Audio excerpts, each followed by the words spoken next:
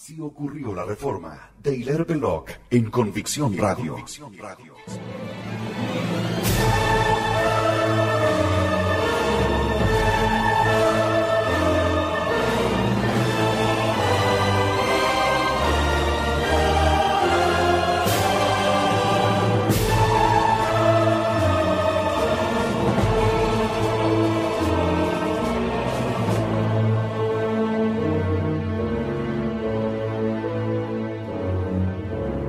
La reforma fue un levantamiento de los ricos contra los pobres. Esta máxima quizás sea lo que mejor resume la importante crónica contenida en este programa, que describe la fenomenología de la reforma de Lutero, Calvino y Enrique VIII, el comienzo del capitalismo y la legalización de la usura, considerada cada vez más como legítima, natural y hasta beneficiosa.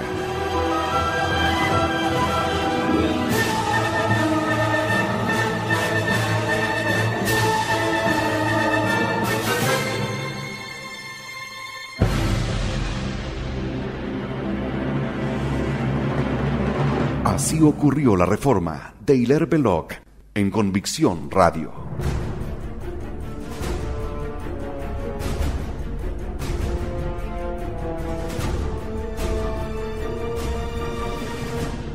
Capítulo 8. La defensa.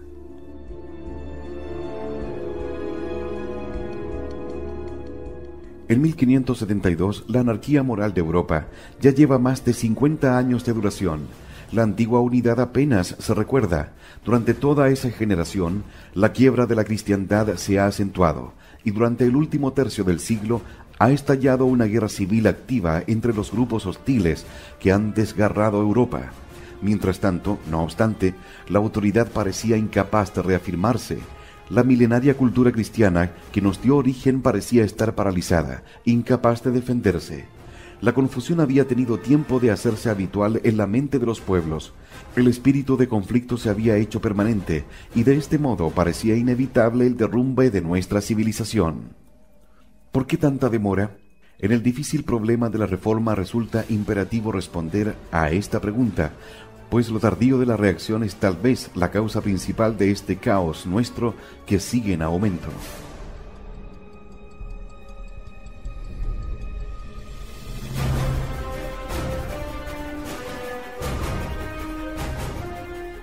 Para apreciar cuál fue la tardanza en la reacción, consideremos las fechas. En 1517, Lutero efectuó su primera protesta, a la que siguió un tumultuoso entusiasmo germano. Hasta 1559, durante 42 años, toda la porción útil de una vida humana, Europa es un torbellino. Nada parece decidido. No se toman, aparentemente, medidas definidas. Los jóvenes que se iniciaban en cualquier forma de la vida pública en el momento de comenzar la disputa en 1517 habían sobrepasado los 50 años en 1549. Para 1559, al comenzar la lucha armada, ya eran ancianos. ¿Por qué no se convocó de inmediato un concilio a fin de enfrentar el enorme peligro? ¿Por qué no se puso en acción la Iglesia Universal? Hay tres consideraciones que, combinadas, responden a esta pregunta. Merecen suma atención, porque todo lo que ocurrió luego giró sobre la demora en restablecer la unidad, la autoridad y la disciplina. La organización oficial de la Iglesia Católica había caído en un súbito desorden. Había sido atrapada, como se acostumbraba a decir de los buques a vela, por una tormenta, con todas las velas desplegadas. Moralmente estaba muy debilitada. Había existido una grande y general corrupción. Luego, había existido por muy largo tiempo un escepticismo y una indiferencia crecientes, y la potencia de la organización clerical para efectuar su propia reforma estaba entumecida y atrofiada. El ataque exterior era, en consecuencia, fácil, rápido y explosivo. La reforma desde el interior aparecía como imposible. La complicada maquinaria estaba mal mantenida y era incapaz de reajustarse con rapidez. Sometidos a una violenta tensión, los engranajes se atascaron y el papado, que todo lo controlaba, estaba en la peor de las situaciones. Cuando una institución amenazada es culpable y sabe que lo es, lo que los soldados llaman iniciativa pasa a sus enemigos. Es lo que ocurre hoy, por ejemplo, con lo que se denomina capitalismo industrial. El capitalismo se basa en dos elementos admitidos por todos los hombres cuerdos: el derecho de propiedad y las ventajas económicas y políticas de la libertad individual. No obstante, hoy en día, a causa de los abusos cometidos en su nombre, tanto la propiedad como la libertad están vaciadas, y su defensa suena a hueco.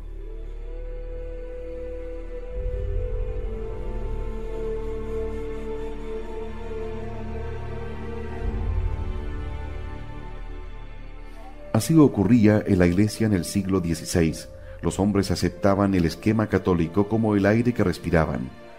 Aún los revolucionarios mismos conservaban la mayor parte de sus misterios. No obstante, la defensa se malogró. Evidentemente, la acción más perfecta que se puede ejecutar en esos casos, si no incidieron las condiciones de materia, tiempo y espacio, si la mayor parte de los hombres fueran inteligentes, puros de intención y heroicos, en vez de ser, como la mayoría, estúpidos, corruptos y cobardes, sería cumplir lo que la propia Iglesia Católica denomina penitencia.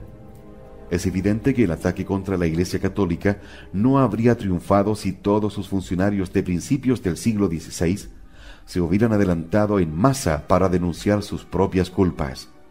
Las pluralidades, las apropiaciones laicas, el bochorno de sus vidas mundanas, los groseros escándalos de impureza, la opresión de los pobres, la exageración en los auxilios mecánicos de la religión, la utilización ocasional del fraude, el uso difundido de la extorsión de los derechos y rentas clericales, las chicanerías de las cortes eclesiásticas.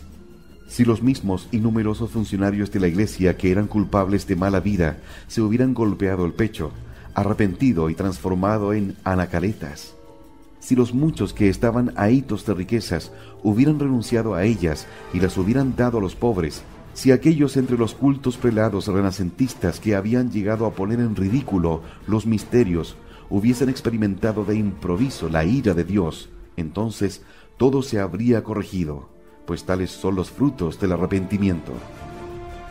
Pero los hombres no se comportan así luego de un hábito prolongado. Admiten la realidad después de haber experimentado las consecuencias de su mal proceder, y muy frecuentemente, ni siquiera entonces. El arrepentimiento que debiera preceder al castigo es por lo común su consecuencia.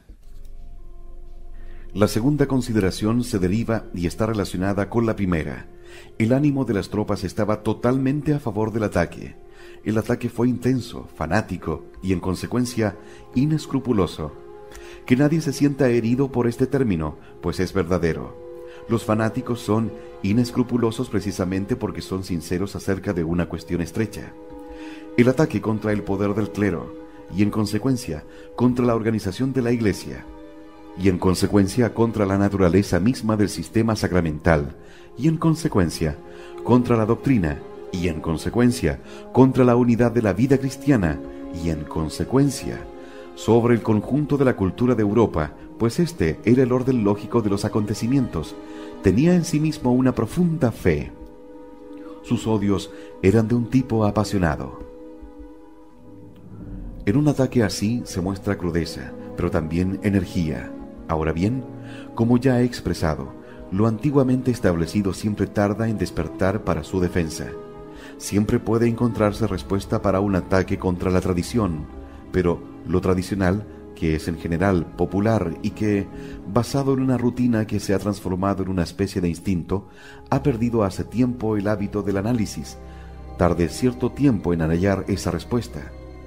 Así ocurre con cualquier hábito social atacado hoy en día, patriotismo o vida familiar o propiedad, que se defienden ciegamente. Todos los argumentos claros pertenecen inicialmente al enemigo. Observemos los endebles argumentos con que la sociedad europea se defiende hoy contra el comunismo. Con qué falta egoísmo de sinceridad por parte de los dirigentes, con qué despreciables motivos de codicia por parte de los contados ricos que controlan la sociedad capitalista y su prensa. Observemos la forma claudicante en que una situación social de larga data reacciona ante el nuevo e inflamado entusiasmo del creciente ataque. Así ocurrió con la resistencia de la Iglesia Católica en el siglo XVI.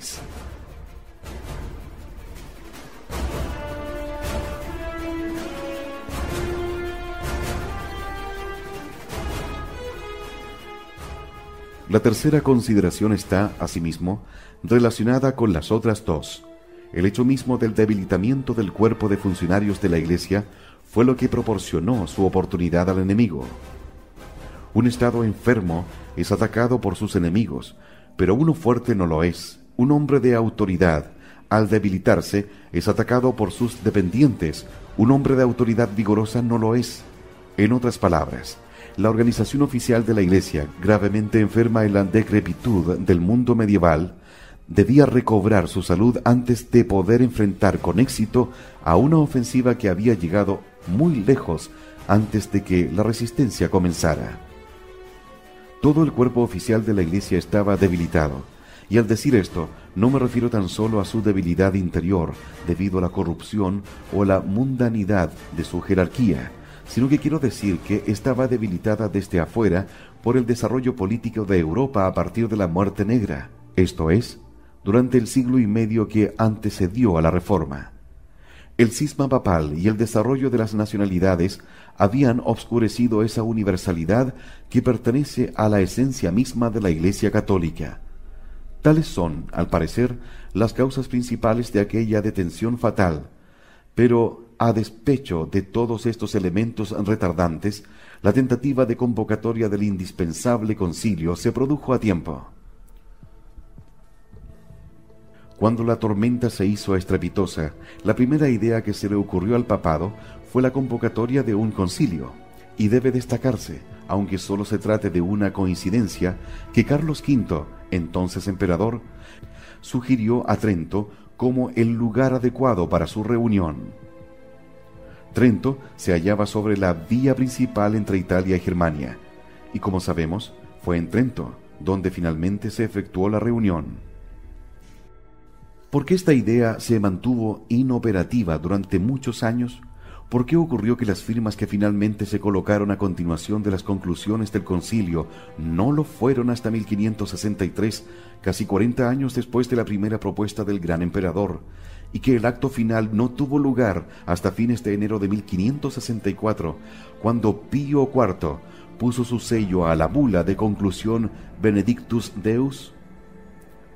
La tesis anticatólica, que aún domina nuestros libros de texto, adjudica la falla al Papa. Fueron, nos dicen, los papas que se sucedieron entre León X y Pablo III, 1517 al 34, quienes, durante esos deplorables 16 años, pusieron obstáculos a la asamblea que habría devuelto la salud a la cristiandad universal. Por mucho que hablaran de un concilio general, en el fondo no lo deseaban. Su secreta oposición se debía a lo siguiente: durante más de un siglo los concilios generales habían sido antagonistas del poder papal y habían hecho y deshecho papas. El cisma papal había otorgado excesivo poder a tales concilios, y hasta había hecho surgir en el seno de estos la novedosa pretensión de que eran ellos, y no Pedro, quienes regían la Iglesia. Los papas temían la resurrección de tales concilios, y era por eso, no informan, que los papas obstruían la reunión de un nuevo concilio para encarar las urgentes necesidades de la época.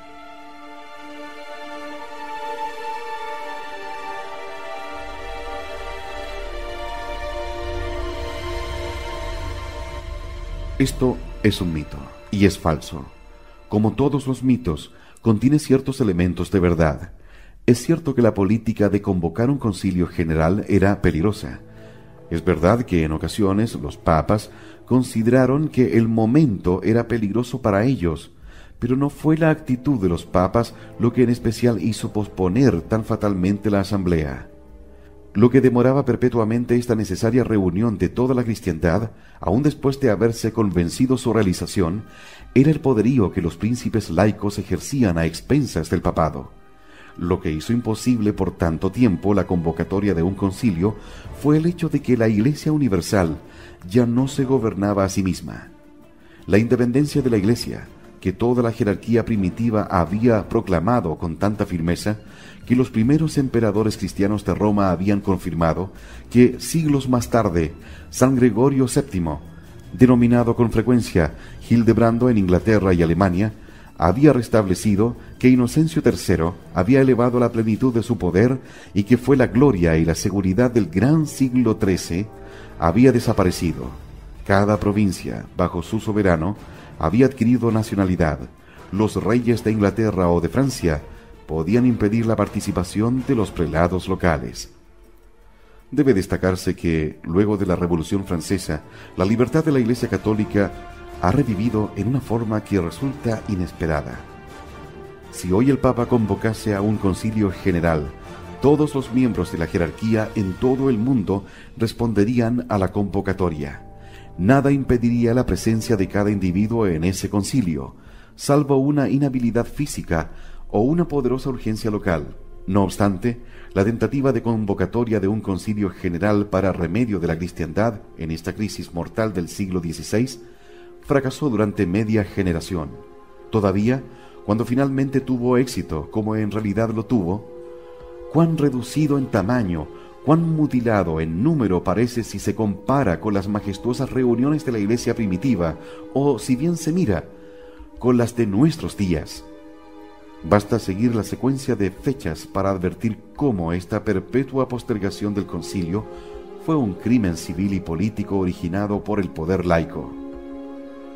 Mientras los maometanos golpeaban a la puerta, mientras los diversos príncipes de Alemania debilitaban al imperio, el enviado papal proclamaba que el verano próximo, esto es, en 1530, luego de más de 12 años de furiosa anarquía espiritual, se reuniría un concilio en Augsburgo, pero los mismos hombres que originalmente lo habían reclamado con más fervor, los rebeldes príncipes germanos, se negaron a ello. Nuevamente, al siguiente año de 1531, hubo un acuerdo al respecto, pero Francisco I lo impidió, ejecutando así una jugada política contra su enemigo, el emperador. Otra vez, al año siguiente, 1532, Enrique VIII de Inglaterra, que estaba entonces en el apogeo de su confusa querella personal con el Papa reinante, pone el veto al pedido del Papa de que se permita que los prelados ingleses concurran al concilio. Durante los siguientes 15 años, entre 1534 y 1549, Pablo III, el hombre que estaba resuelto a llevarlo a cabo a pesar de tan intolerable interferencia, insiste y está a punto de lograrlo contra la oposición política de los gobiernos laicos. Se emiten las citaciones para un concilio a reunirse en Mantua y se convoca a la primera sesión para la primavera de 1537. Tal vez no era demasiado tarde para que ese concilio en Mantua arreglase las cosas. No habían pasado aún 20 años de disturbios. Los hombres aún recordaban tiempos mejores y deseaban volver a ellos.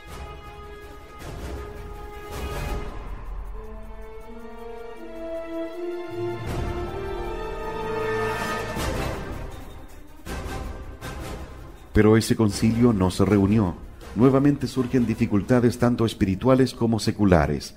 Los príncipes protestantes de Germania no deseaban comprometerse a admitir que forman parte del cuerpo universal de Europa y se niegan a la presencia de sus súbditos.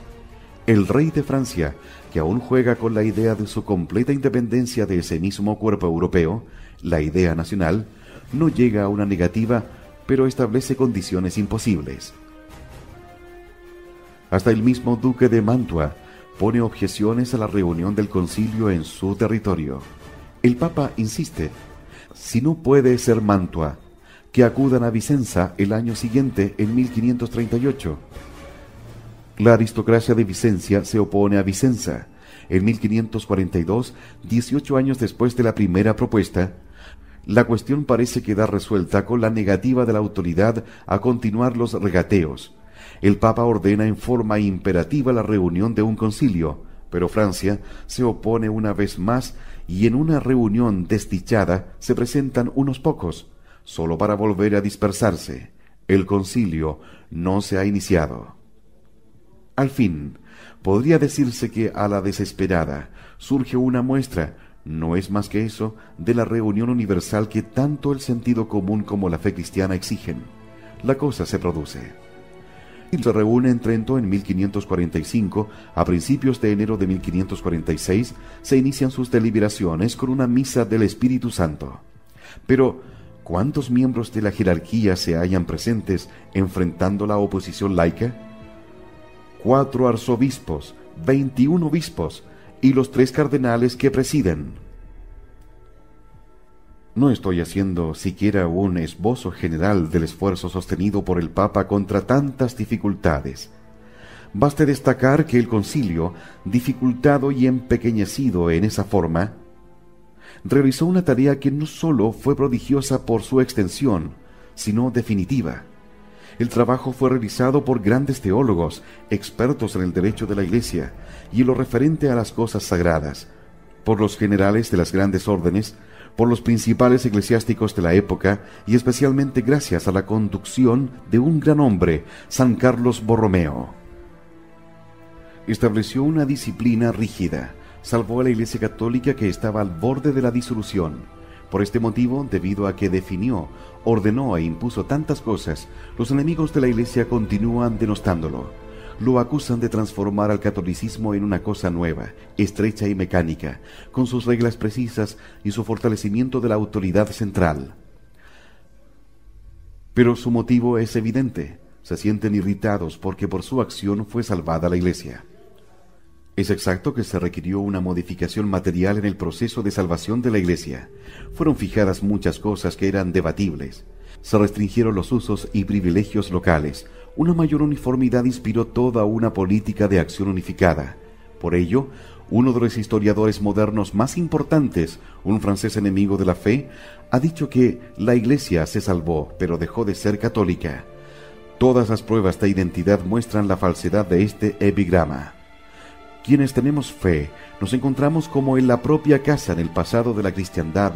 Nadie más lo está. Aún durante las reuniones del concilio continuaron las negativas de ayuda laica, aunque los asistentes aumentaron un tanto. Ya hemos visto que Cecil se negó a enviar representantes. Francisco I y Enrique II de Francia comenzaron por negarse a enviar delegados, a fin de continuar con su juego político en contra del imperio. Por lo tanto, cuando el trabajo estuvo concluido en diciembre de 1563, los miembros de la jerarquía que lo suscribieron en toda la cristiandad fueron alrededor de 200, para ser exactos, 191 obispos y arzobispos, además de cardenales y patriarcas. Creo que la historia del Concilio de Trento, que aconsejo leer con atención a todo lo que sienta interés por el acontecimiento más importante de nuestra raza, la Reforma, es el mejor ejemplo que puede hallarse de las dificultades que enfrentábamos y el por qué la Iglesia fue salvada justo a tiempo.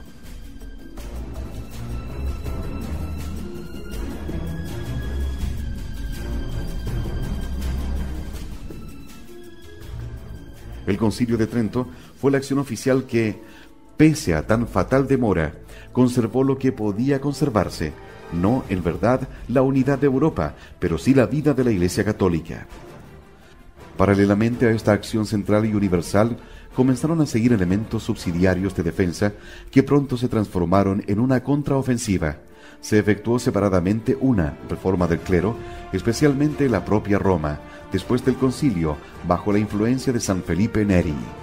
La imprenta entró en acción. Una nueva apologética católica cobró vigor e importancia, pero el factor principal en la resistencia y la recuperación del catolicismo, en lo que puede denominarse contraofensiva, fue el surgimiento del cuerpo que hoy se conoce como los jesuitas. Los clérigos regulares de la Compañía de Jesús, que es su nombre completo, o para abreviar, la Compañía de Jesús, fue la obra de uno de los hombres más notables en la historia de nuestra raza, San Ignacio de Loyola, su digno fundador. Era hijo de una familia de hacendados vascos. Su gran conversión religiosa, que le acaeció a los 30 años, coincidió con los primeros años del conflicto. Fue en 1521, pocos meses después de que Lutero quemara la bula papal. Sin embargo, transcurren 3 años antes de que aparezca una pequeña organización, en 1534, y 5 años de que se esboce la constitución del nuevo grupo, que es confirmado por bula papal recién en 1540 en pequeña escala, y su expansión se autoriza para 1543. Es pues hacia el final de lo que he denominado período de debate, cuando ese grupo comienza a ser una fuerza activa que inicia su gran misión. Toda la creciente confusión moral y doctrinal ha estado en operación durante esos primeros 30 años, antes de que este instrumento del orden comenzara su carrera. Nuevamente, la pregunta que debemos contestar es: ¿por qué tanta demora? Podremos responder mejor esta pregunta si formulamos otra. ¿A qué milagro se debió que tal instrumento apareciera? Nadie lo había soñado. Al comienzo, su joven fundador no tenía plan alguno en ese sentido. La idea fue creciendo durante muchos años. Los actos concretos que le dieron plena existencia no se produjeron de acuerdo a un proceso deliberado de la voluntad de agentes humanos, sino más bien de un poder invisible que operaba para lograr un fin inesperado. Finalmente, ese cuerpo no se dedicó a la gran obra que hizo ofensiva hasta después de haber nacido con un propósito algo diferente. Creo no equivocarme al decir que si algún organismo hubiese sido planeado mecánicamente desde su iniciación para hacer lo que los jesuitas hicieron en última instancia, ese planeamiento habría fracasado. Creo no equivocarme al afirmar que el papel dominante que han desempeñado para beneficio de Europa solo era posible en algo desarrollado así, en forma incidental, paso a paso y en consecuencia de aparición tardía. El hecho de que San Ignacio fuera un caballero, un vasco y un soldado son cualidades inferiores a su santidad, pero tienen su significado. La institución que creó tenía clase, poseía la esencia férrea del vasco y por sobre todo era esencialmente militar, y después de Dios, esa calidad militar fue lo que otorgó el éxito que conquistó. Sin embargo, debe observarse cómo va surgiendo esa institución, con suma deliberación, como algo que crece naturalmente. Se produjo primero la conversión de San Ignacio, luego de una herida que recibiera en el sitio de Pamplona.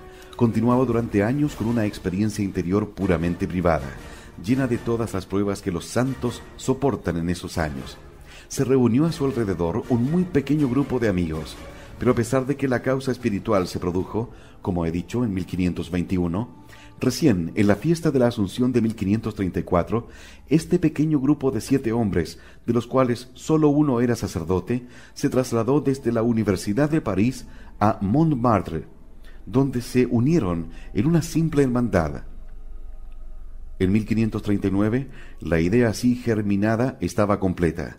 Había adoptado su forma externa para todos los propósitos esenciales, y el instituto, redactado por San Ignacio, fue sometido a la Santa Sede.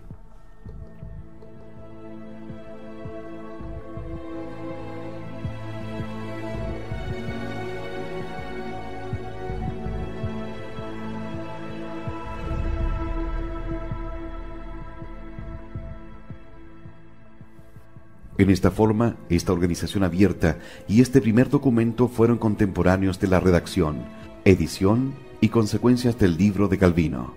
Había en su concepción algo tan novedoso que es comprensible que corriera peligro de ser rechazado por la autoridad.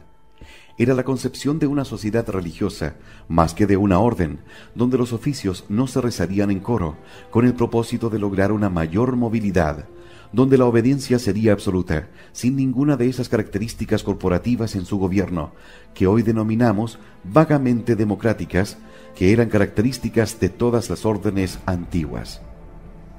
Esta obediencia absoluta debía poseer una calidad esencialmente militar y, por lo tanto, estrictamente monárquica y jerárquica.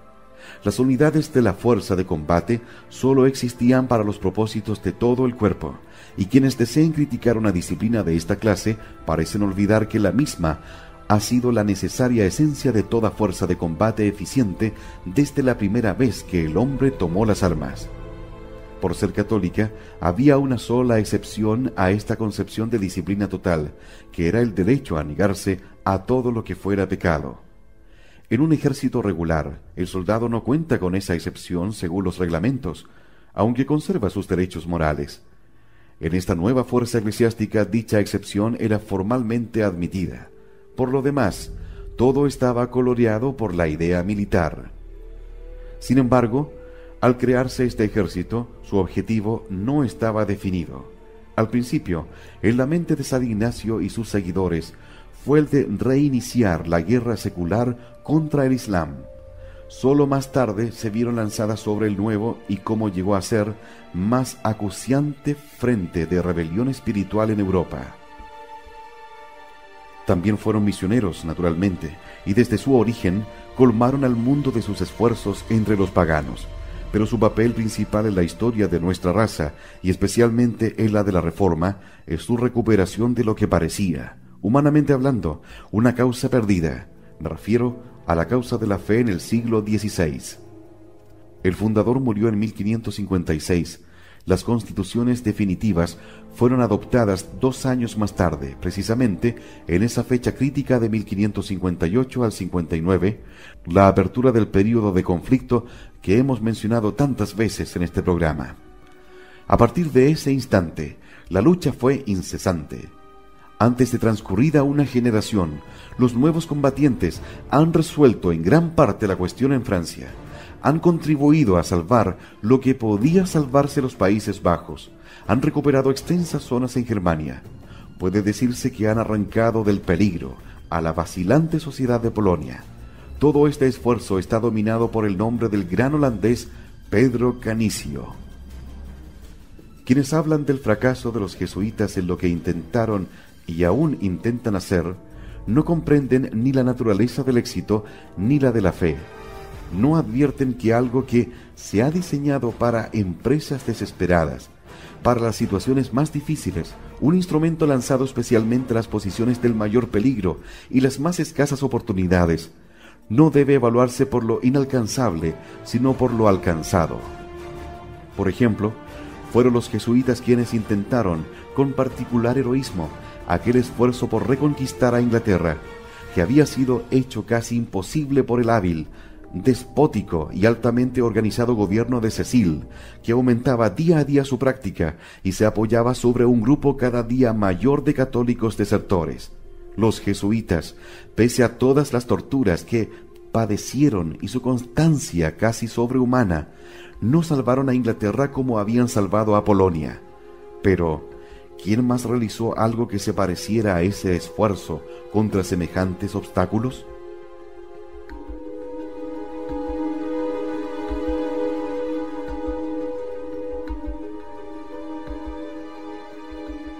Este suceso arrollador en todo el ámbito de nuestra civilización, obtenido por la nueva fuerza de combate de la Iglesia Católica, poseía, para vigorizarla, una moral peculiar. Insistía sobremanera en 2 cosas que eran esenciales para el momento y para el combate: rectitud personal y sabiduría.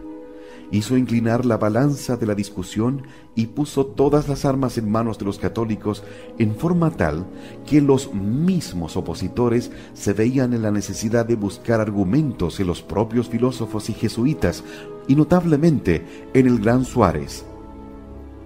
Además, idearon y construyeron en una sola pieza, sólida y permanente, todo un nuevo sistema educacional que se convirtió en el modelo de Europa y que sigue siendo hoy la base de la mejor institución en las escuelas tradicionales del continente.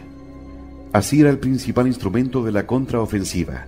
Esas fueron las razones de su aparición tardía, pero también esta es la pintura de sus logros. No evitó la catástrofe. ¿Quién podía hacerlo siendo tan tarde? Pero recuperó todo lo recuperable, y a causa de su vigor y de su poder para realizar sus ideales de victoria, ha sido el blanco principal de quienes, desde cualquier ángulo, desean la extinción del nombre católico. Es ciertamente una ironía, la historia tiene las suyas, que el nombre que se asocia con tanta grandeza se originó como un apodo. Provino del siglo anterior a la Reforma. Se apodaba jesuitas, a quienes tenían perpetuamente en sus labios el santo nombre en sus conversaciones ordinarias, como un sonsonete. Calvino lo recogió para usarlo contra la compañía como un término insultante, pues el gran hombre intuyó claramente dónde residía la fuerza de sus enemigos. Se ha incorporado al lenguaje corriente bajo varias formas retorcidas. Y no es su pequeño tributo a la elevada inteligencia que se atribuye al nombre de jesuita el hecho de que se lo asocia especialmente con el análisis completo de los problemas morales. Un hombre común y obtuso que pasa sus días defraudando a sus semejantes y dando satisfacción a los miserables apetitos que puede poseer, llamará jesuitismo a todo lo que exija una estricta atención a un punto difícil en moral. Esa persona, luego de mentir a placer y en términos precisos sobre el valor de sus mercancías, engañando a vendedor y comprador, mientras proclama su integridad, quedaría escandalizado ante las definiciones de Escobar, que podrían llegarse en el mejor de los casos de cuarta mano sobre casos especiales de restricción mental.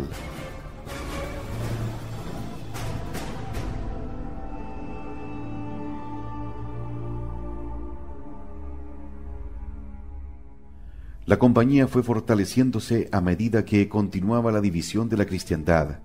Evangelizó a la remota Asia, formó en su juventud a las clases dirigentes de lo que había preservado para la cultura católica, condujo la recuperación de Europa, asesoró a gobiernos. Su poderío originó fricciones con las mismas autoridades a quienes vino a defender y salvar. Fue suprimida por esa autoridad, fue revivida, está y permanecerá con nosotros. Si hoy un hombre puede oír misa en Varsovia o confiar en que los clásicos sobrevivirán a nuestra moderna descendencia, lo debe a la compañía de Jesús.